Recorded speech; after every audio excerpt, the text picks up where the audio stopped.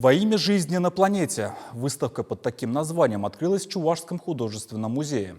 В экспозиции более 100 работ на военную тему. Автор Владимир Ларев предлагает взглянуть на грозное лихолетие под особым ракурсом.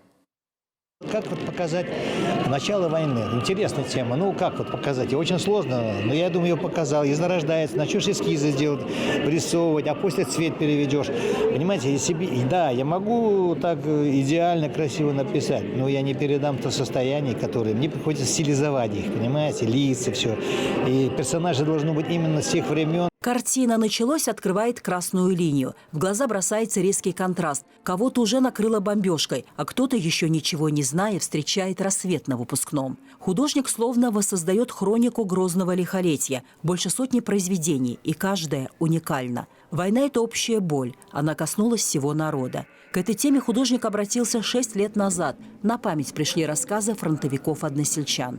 Из села Балабаш-Баишева Батаревского района 300 человек ушли на фронт. Половина не вернулась. Память о погибших воинах живописец поставил обелиск, а затем стал запечатлевать образы земляков в серии своих работ. Я не показываю «Ура», я не показываю более такие романтичные вещи. Это я показываю, хотя есть такие слова, у войны нет лица. Но мне кажется, есть. И что какое лицо есть? Грань, которые страдания, каких как бы великих и вот таких муках зарождалась эта победа. Решил я запечатлеть это. Произведение в мгновение ока переносит зрителей на войну. Сюжеты лучше всяких слов расскажут о том, как это страшно, чего стоила победа и как жить дальше.